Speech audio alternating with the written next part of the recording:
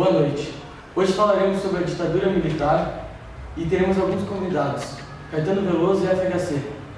O papo será com o repórter Figueiredo e vai ser muito divertido. É com você, Figueiredo. Boa noite, Márcio, para vocês aí no Brasil, e bom dia aqui no Japão. Estamos aqui com o nosso convidado Caetano Veloso, que nos falará um pouco sobre sua participação na ditadura militar.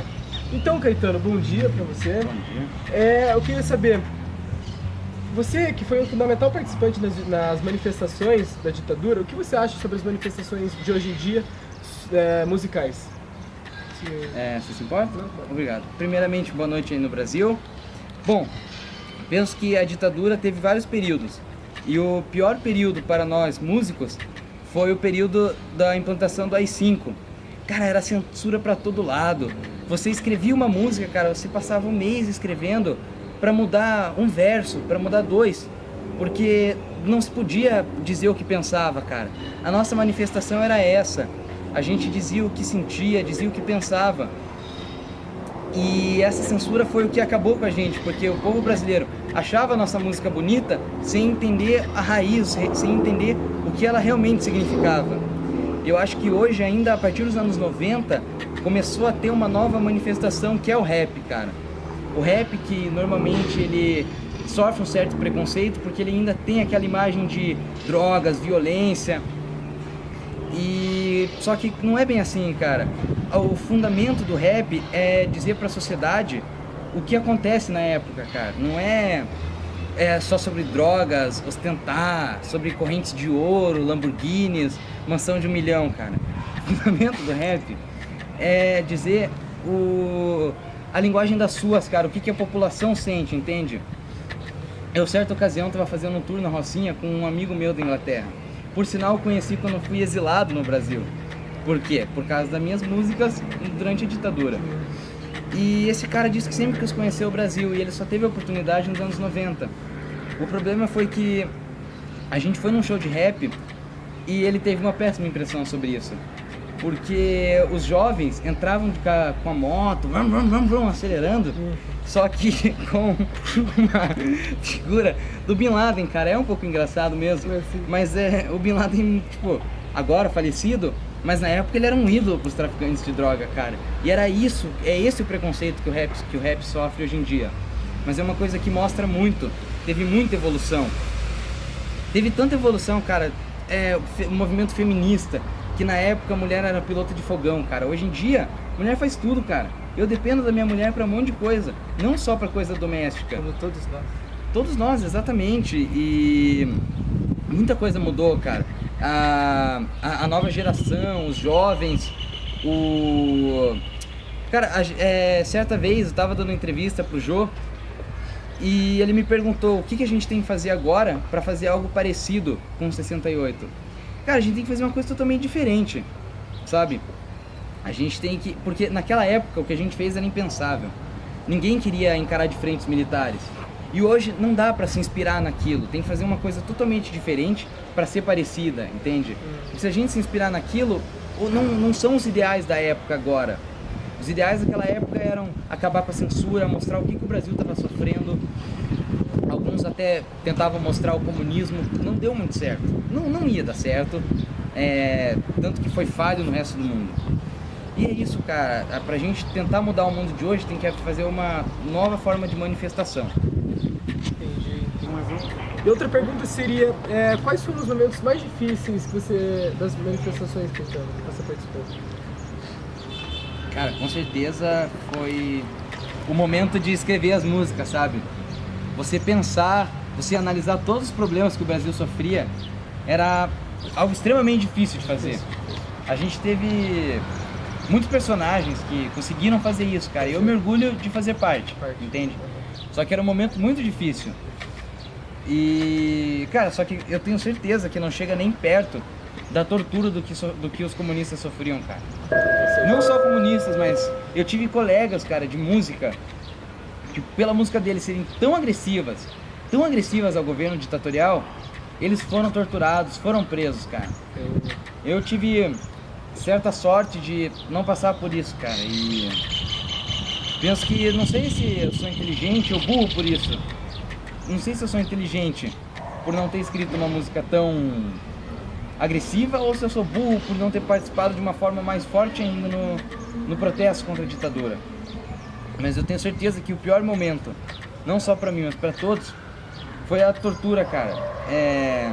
Eram coisas horríveis, sabe? Certa vez eu estava lendo um livro, 1968, do Zuani Ventura, cara. E nele conta relatos de muitos presidiários que sofreram torturas e, cara, é horrível. Logo no início conta de uma mulher que a tortura dela foi ficar num piso de cimento quente porque ela reclamou que não tinha a hora do sol na prisão. E ela ficou descalço. Inúmeras bolhas formaram no pé dela. E com certeza foi uma fase horrível e o Brasil tenta esquecer, mas não consegue, cara. Com certeza não. E é isso. Então, muito obrigado. Agora teremos outra entrevista com o nosso próximo convidado, o Fernando Henrique Cardoso, nosso ex-presidente. Muito obrigado. Estamos aqui com o nosso segundo convidado, o ex-presidente FHC. Boa tarde, senhor. Boa tarde. Boa tarde. Então, convidado, como você sabe, um partido que se promoveu muito durante a ditadura foi o PT. O que o senhor acha do PT atualmente?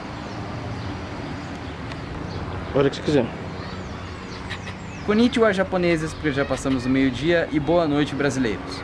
Meu caro Figueiredo, como sabe, eu sempre tive aversão ao PT, mas admiro esse tal partido apenas na época da ditadura, no movimento das diretas já.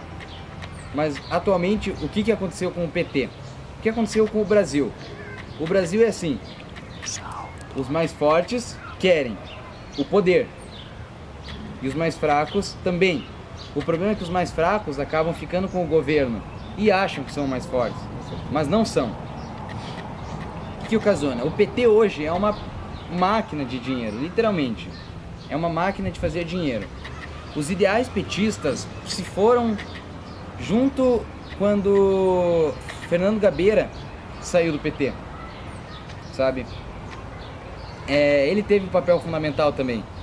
E o que acontece? Ele saiu porque o nosso queridíssimo pai dos pobres da atualidade, Lula, começou a ser corrompido pelo dinheiro.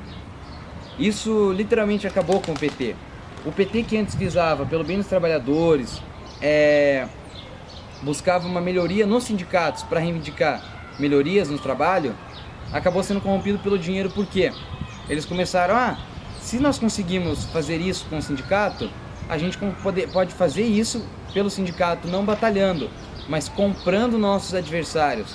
A gente consegue nossas melhorias comprando adversários, sem batalhar, cara. Então ficou tudo na base do dinheiro. Sempre tive aversão ao PT por causa disso. Algo extremamente boçal e antiético. Que lindo o piar dos passarinhos aqui do Japão. É muito bonito. É a cultura. É uma pena que num lugar bonito como esse temos que retratar esse tema. PT. Pra mim é partido trash, cara. Partido lixo, literalmente, cara. É algo... O senhor sabe falar inglês? Com certeza. É horrível. Literalmente horrível. Já disse... O mundo hoje em dia é questão do dinheiro, cara. Nada mais é a mesma coisa. E digo não só por isso, cara, mas como meu grande amigo Caetano Veloso e ex-batalhador da época da ditadura já disse aqui, os tempos são outros. Os tempos são outros.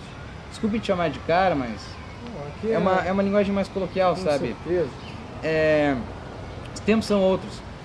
Tudo mudou. Hoje em dia não tem por que batalhar. Não. Os jovens não têm interesse na política. Mas agora, por que eles não têm o interesse na política? Essa é a questão. É engraçado, cara, de pensar que há 20 anos, há 30 anos, a gente saía às ruas e hoje ninguém tem interesse. Justamente porque, olha a cara que o Brasil tem hoje em dia. A cara que tem é corrupção pra lá, corrupção pra cá, mensalão, tal, cuecão. E é isso, cara. Fico extremamente indignado com essa postura antiética que o nosso ex-presidente tomou, de se corromper. Depois do debate dele com Collor, que houve uma manipulação, desculpe dizer, mas houve uma manipulação da nossa querida emissora Globo, o Lula ficou ferrado. E o Gabeira juntou 8 mil manifestantes para ir à porta da emissora Globo protestar contra o que aconteceu. E o Gabeira me contou no jantar que o Lula chegou no outro dia e disse para ele: companheiro, ontem à noite derrubei 3 litros de uísque com o coordenador da Globo, com o chefe e o produtor. Então eu fico pensando, o cara foi corrompido pelo dinheiro para perder a eleição. Mas será que ele de alguma maneira já sabia que ele ia ganhar a próxima? Mas ele não ganhou a próxima, essa é a questão. Então é uma coisa que tem que mudar hoje no país. A gente tem que incentivar os jovens a quererem participar mais da política. A gente tenta, mudando o voto para 16 anos, para os adolescentes a partir dos 16 anos votarem, mas não dá certo. Tem que acontecer uma reforma no Brasil, mas não uma reforma de como os lenistas desejam, os marxistas desejam, os trotskistas desejam. Não, são coisas que não podem acontecer. O PT se busca muito no comunismo, cara. O comunismo era para ser uma coisa sensacional. Era para ser algo sensacional. E acabou não sendo, por quê? Porque a União Soviética dominou tudo, cara. Cuba era para ser um grande país e não foi. Tudo por causa do dinheiro. Obrigado pela entrevista. Com certeza.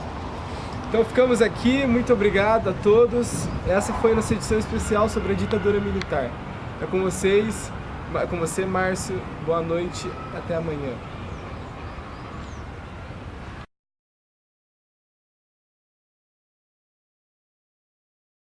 Flango, fale um pouco do tempo para o nosso Brasil. Boa noite, pessoal! Vou falar sobre o tempo aqui no sul. Chuva e sol. Os dois, uma beleza. Sudeste, chuva do cacete. Nordeste, aquele solzão. Vai esquentar. Já pode levar até uma regatinha, ir pra praia. O norte, como sempre, chuva, não sei nem pra que eu falo sobre norte. Centro-oeste, também sol e chuva, uma beleza.